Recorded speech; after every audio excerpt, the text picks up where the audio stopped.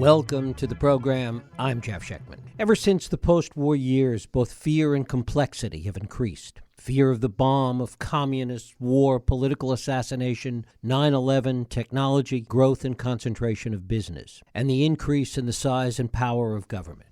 All events and ideas that have made it almost impossible to get one's head around the totality of change. Much of our division today, it can be argued, is about how we have navigated those fears and traumas. What has emerged, it seems, is two central narratives that have their origins early in the mid-20th century and are still evolving and mutating today. One that the blame lies with the military-industrial complex, with shadowy generals and CIA agents and covert operatives. It's the world of General Jack Ripper and the Manchurian Candidate.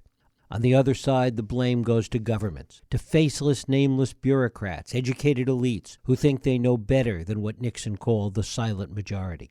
The group that Reagan wanted to shrink to be small enough to go down a bathtub drain. This became known as the Deep State, popularized in culture by 7 Days in May, JFK, and Star Chamber. The battle between those two worldviews, one on the left today, one on the right, seems to provide much of the fuel for our partisanship. The funny thing is that sometimes they do come together. How we got here, what the deep state really is, or even if it exists, is the core of a new work by my guest, two-time Pulitzer Prize winner, David Rhode. David Rhode is the executive editor of the New Yorker website, a former Reuters, New York Times, and Christian Science Monitor reporter, the winner of 2 Pulitzer Prizes, and it is my pleasure to welcome David Rhode back to this program to talk about his newest work, In Deep, the FBI, the CIA, and the truth about America's deep state. David, thanks so much for joining us. Thanks for having me on the show. Well, it's great to have you here. It seems that, as you talk about it, that there are really kind of 2 phases of this whole idea of the deep state. There's kind of the way it evolved up until the mid-70s, 76, 77, where you really begin this book with the Church Commission, and then what happened after that. Talk a little bit about that idea. So the Church Commission, which many, it depends on people's age, but some remember and some don't, was an amazing work by a congressional committee that uncovered decades of abuses by the CIA and the FBI. Some of it was known, but the sort of extent of it was amazing and shocking to people.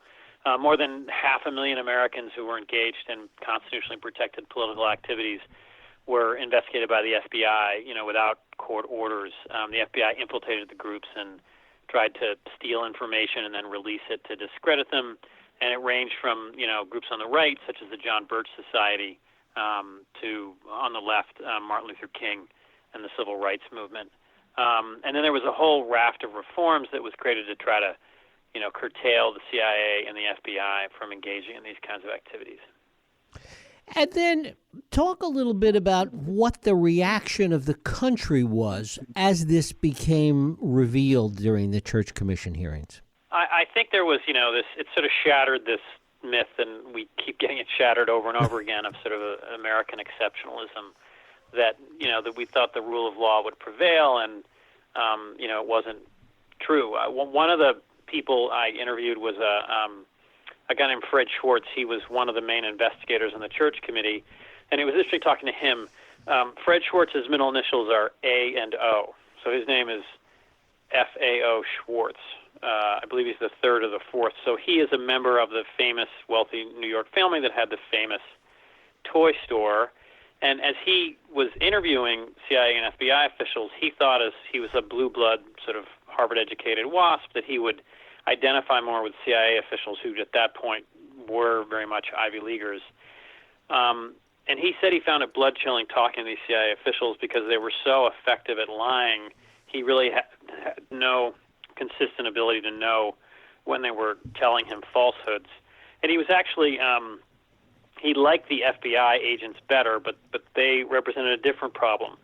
The FBI agents said they genuinely feared for the future of the country. They thought communism was infiltrating our culture and our way of life, and they felt that, current laws weren't adequate enough, and so to defend the country, they kind of had to take things in their own hands and do these black bag jobs, they called them, where they would go in and wiretap people's phones without any orders from judges. So a theme is kind of fear and ideology driving us to take extreme measures.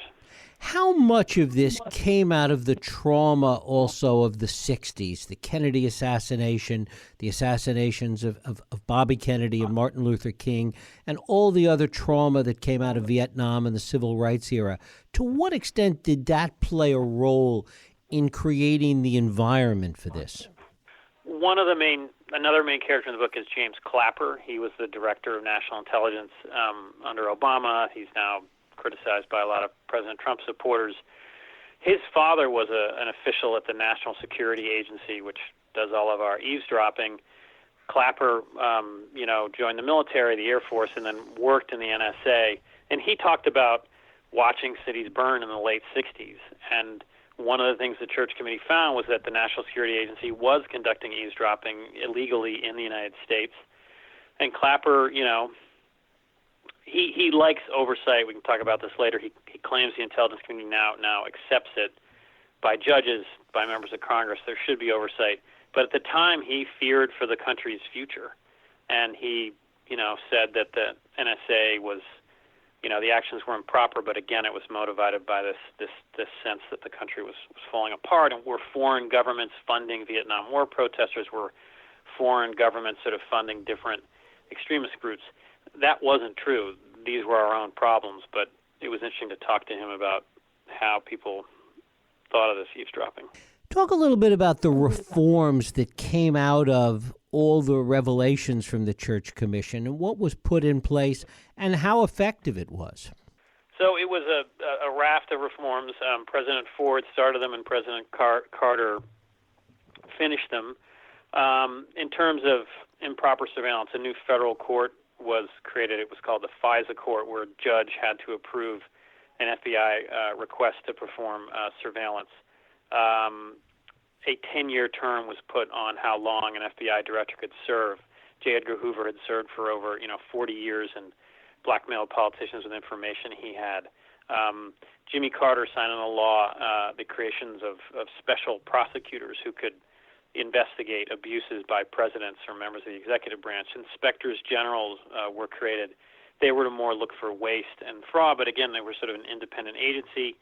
And then in Congress, you had new intelligence committees in the House and the Senate that were to be all over, theoretically, the CIA and the NSA. And all of this, it's sort of a post-Watergate, post-church reform idea of how can the different branches of government prevent abuses by presidents and abuses by the FBI and the CIA.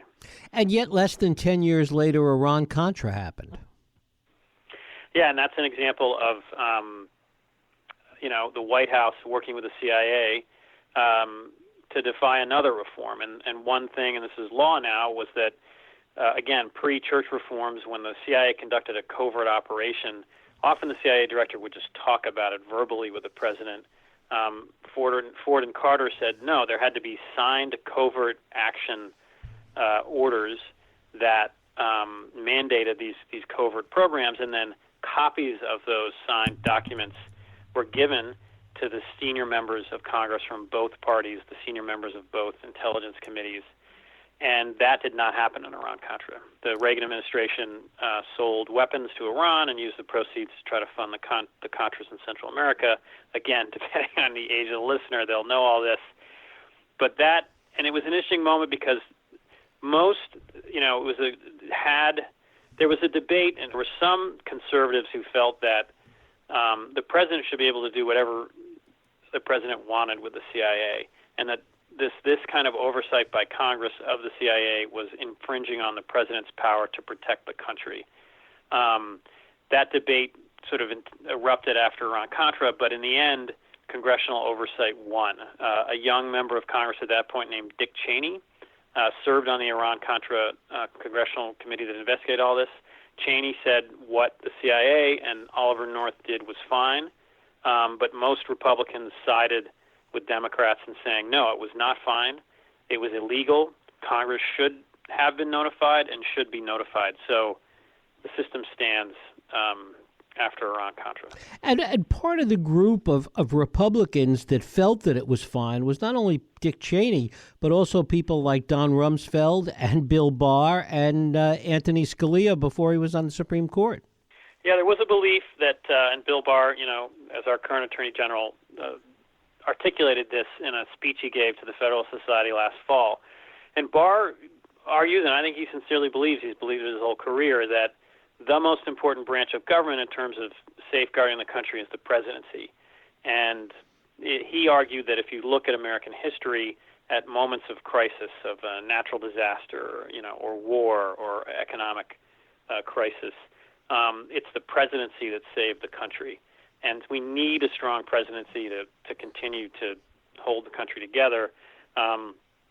Congress is slow and deliberative. The judiciary has no, executive sort of personnel to carry out things.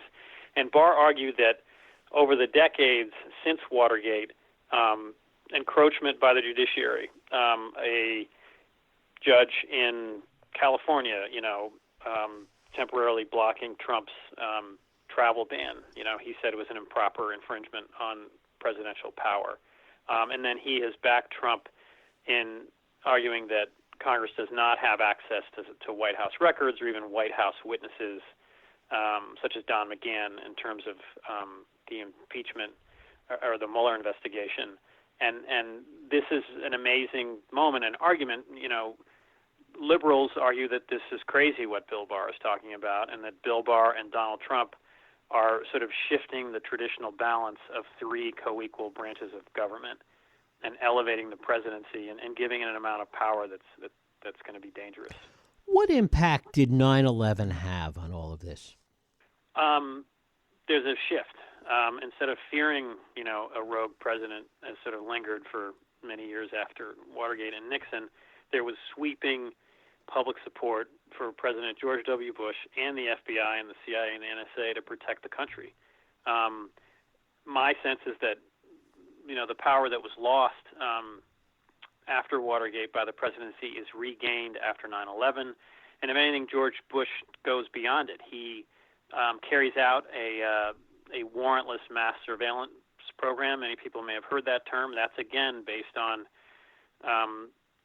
Bush did not bother going to this FISA court and asking for warrants. That was still the law, and privately, Bush got opinions from his Justice Department, John Yoo, saying he didn't need to get the permission of that court. He, as president, can surveil in an emergency whoever he feels is needed, and then the CIA engaged in the rendition and torture programs that, again, partisan divide, but many people felt these kind of actions going on in secret was wrong. Democrats said they weren't fully briefed on them in Congress. Bush officials said they did. So a vast increase in executive power after 9/11. Mm-hmm.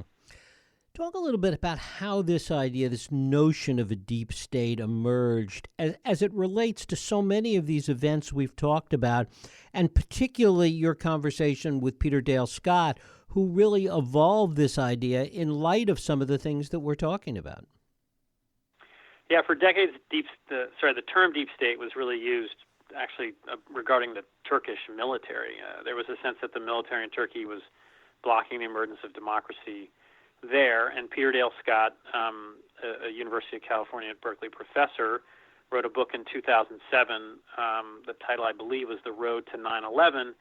And, Professor Scott sort of took the kind of liberal critique in that he was worried about, the military-industrial complex that he felt was drawing the country into war after war. He was also very suspicious of sort of Wall Street and corporations and big financial interests.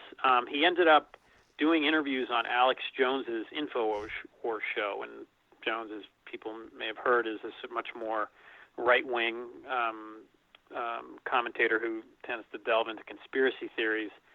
And Scott told me in this interview that he regretted that he felt that, the term deep state, as he presented it, was sort of twisted and vulgarized. And then it sort of dies out until that's 2007 when his book comes out. It's sort of on the fringes until after the 2016 election. And of course, it always comes up also with respect to the JFK assassination, it seems. It does, and I mean, you know, let me just say that, you know, I'm a mainstream journalist, and so I know people will question my credibility. You know, I talked to dozens of sort of intelligence officials and FBI officials for this book, and they deny things like that they were part of assassinating, you know, President Kennedy. They argue they risked their lives to sort of try to preserve, you know, American democracy and American society, and get very angry about that. And I had one, you know, former CIA official, again, when I was thinking about writing the book, he argued that, you know, a lot of bad things happened during the Cold War. Members of the CIA sort of resented the oversight, you know, that began in the 70s, but they came to embrace it because there were sort of rules of the road. This is how you do it. This is how you have to brief these intelligence committees in Congress, and clearly they manage those committees. They don't tell them everything. But he argued to me, and also in 2018, that the problem was the political class now, and that the political class is sort of hyping certain intelligence that helps, you know, their own election chances or their party, and downplaying certain intelligence or information that, you know, doesn't help their party. And he claimed, and many listeners will laugh, but, you know, this intelligence official said that, you know, that Americans should be, you know, as skeptical of their politicians and the politicians' motives, you know, as they are of intelligence officials. Part of the reason, though, it seems that the political class is able to get away with that is because the totality of all of this creates such fear, such confusion in the American public. It is, but I found, and again, people are welcome to dismiss my findings. Iran-Contra and 9/11 were different because those were presidents carrying out programs without telling other branches of the government. Before then, before the church reforms, there was an issue of the CIA and FBI acting on their own without authority from the president. So the system has worked in that, you know, and again, I mean, unless you believe JFK conspiracy theories, but that these organizations are somewhat under the control of the president with oversight from Congress and limited oversight from the courts. And the issue today is how much power should the president have to order these organizations to do things, and then most importantly, in the many people are arguing the Trump era, and even you know, people argue this about Obama. Are presidents now politicizing the CIA and FBI more so than they did in the past, and using, you know, and the Justice Department, and using them to kind of bring cases against their enemies, or pressuring them to produce the intelligence findings that matches their political goals and their political messaging? In that sense, it seems to be a kind of vicious cycle going on, the way in which the toxicity of our politics is impacting the quote-unquote administrative state and how it's reacting to that. Yes, and let's just look at coronavirus. Public health officials are part of the administrative state. I don't like the term deep state. I think it's political rhetoric. I like saying the permanent government or the institutional government. If you like government, you use terms like good government. You know, if you don't like government, you know, you talk about the swamp or the deep state. All countries have permanent governments. You know, there's about 2 million Americans who work for different federal agencies. But just looking at this moment with the coronavirus, you know, do we trust the public health experts, or do we trust our elected leaders? You know, hopefully they agree and it's an easy decision for the public. But if we continue this cycle of win-it-all politics and of questioning basic fact, there was just a poll that came out today by Axios and Ipsos. More than 60% of Americans don't believe the death totals for coronavirus in this country. And sadly, most Democrats think that the death toll is actually higher than is being released, and most Republicans think it is lower. So if we can't agree on just how many people are dying of coronavirus, we can't come up with sort of policies that can help us, you know, save each other. Mm-hmm. One of the things you point out is the odd situations where both sides in this debate come together. Talk a little bit about that, because maybe there's something in that we can learn. I think there's a real opportunity in terms of surveillance and the digital age. There's a funny alliance in Congress now between Senator Ron Wyden, the liberal from Oregon, and Senator Rand Paul, the conservative libertarian from Kentucky. Both of them are deeply suspicious of government surveillance. And our growing partisanship, I think we're at least a decade behind properly, creating consensus and creating laws around, our data. There's more of our private lives and secrets and civil rights at risk in the digital age than I think there's ever been. It's so easy to scoop it up. And the other irony is that it's private companies that have more and more of our private data, but we have no sort of legal system for when, how those companies can, or a very limited one in terms of how those companies can use that data. When can law enforcement break into an iPhone? And we're so polarized and so busy, blaming the other side of extreme conspiracies that we can't agree on this. And then I would also say the coronavirus is an opportunity as well, that, we need to have a public health service. I think all officials make mistakes.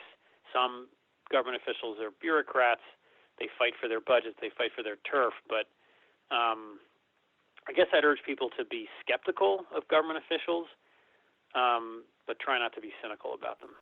Talk about the way in which, in some respects, Trump has been a reaction to all of this, but has also, as Steve Bannon laid out early on, set out to make the situation worse. I think the president is exaggerating. I think that there was actions by low-level officials who, when they wiretapped Carter Page, it was found, a review was done by an inspector general, and a position created by Jimmy Carter, that found that the first two warrants to, surveil Carter Page, he was a former Trump campaign advisor at that point, were legal. The next two weren't. There was a change in a document. The reason Page was the focus of interest for the FBI was that he was meeting with Russian officials while advising Trump. An FBI official changed an email that said Carter Page was cooperating with the CIA and talking to them about those meetings, and the email's meaning was changed to say he was not cooperating with the CIA. So Carter Page should not have been surveilled for that long. That low-level FBI official, is being investigated, and that's good. High-level officials say they didn't know that. Anyway, to come to the main point, there's a real problem with surveillance. There's a real problem with the FISA court. Trump Tower was never wiretapped. The best way the FBI could have derailed Trump's election chances was to leak that they were investigating Trump in Russia. They didn't do that. I met with John Brennan, the CIA director, and asked him about the Steele dossier and, during the 2016 campaign, and I asked him about, was there compromising videotapes the Russians had of Donald Trump? And Brennan, was surprised, said, I'm not commenting either way. I'm not confirming what you're telling me. I'm not denying it. He was sort of basically saying, I don't want any part of this story. And then he urged me during the 2016 election to not print crazy things about Donald Trump that I couldn't confirm, and not print crazy things about Hillary Clinton that I couldn't confirm. So my experience was that there are problems, I found, again, with surveillance, but there are not coups being carried out against presidents in this country. I asked Trump administration officials, Obama, George W. Bush administration officials, and they all said, yeah, we get frustrated with bureaucrats in Washington, and they leak stories, and they, again, try to increase their turf and budgets. But there is no evidence of politically motivated sort of conspiracies being carried out by career government officials. Donald Trump is exaggerating. And what is the consequence? This comes back to the point you were making before about the disagreement about basic facts with respect to the coronavirus. What is the consequence of more and more people believing these ideas and Trump continuing to exaggerate and half the country at least believing it? I'm glad an election is coming up in November. I believe our systems are imperfect, but I think they generally work. That would include the press. Again, many listeners might disagree. I think most reporters try to get their facts straight. But I worry now, we have a pandemic and, a highly charged election this summer. There's already kind of questions about vote counting and vote totals and vote fraud. So I think it's critical that, the results of the election not be questioned by, either side, and that we have an election. That's our clearest kind of mandate in terms of the direction of the country. And I think one area Trump is right is that if a president or a senator or a member of the House, they have a democratic mandate when they're elected every 2 to 4 to 6 years, and that democratic mandate, should be respected. Civil servants should carry out their orders, unless they're illegal. But I do worry about the election, and we have an amazingly localized system. So anyone trying to, massively rig the election would have a hard time doing it. So I'll use my same line again. On November 3rd, as the results come in, I would suggest that for the sake of our democracy, readers might want to be skeptical about the results or these election officials that everybody meets when they vote in their schools, but not cynical about them. It's critical for our democracy. And the civil servants that are really at the core of this, that are the ones referred to as the deep state, how does it impact them and the work that they do? So another main character in the book is named Tom OConnor. He's an FBI agent. And I kind of trace his career. He is a police officer in a small town in Massachusetts, joins the FBI, investigates the bombing of the USS Cole in Yemen, which is just before 9/11. His job is sort of evidence recovery, and he also recovers the bodies of the deceased, so he recovered the sailors' bodies from the Cole. 9/11, he drives straight to the Pentagon after the planes hit. He then spends weeks there working with the FBI agents, and he and other members of his team collected more than 2,000 bags of human remains from the Pentagon. He then went to Iraq and investigated the shooting by Blackwater private security guards of Iraqi civilians in a Baghdad traffic circle. Later in his career, he came back to the U.S. and investigated, racially motivated violent extremists. Tom retired on 9/11 this year. He was really frustrated with Congress's failure to fund programs that have started with first responders who've come down with cancer from the Pentagon and the World Trade Center. He was at this famous hearing people may have seen where Jon Stewart chastised everybody. And I said, Tom, well, what are you going to do when you retire? And I kind of, there was this kind of a broad frustration with the political class. I heard, as I mentioned earlier, and I said, well, Tom, would you ever consider running for office? And he said, no, I want to do something that has meaning. And that's a very bad sign for our democracy, that's how alienated people are becoming. David Rhode, the book is In Deep, the FBI, the CIA, and the truth about America's deep state. David, I thank you so much for spending time with us. Thank you. Thank you.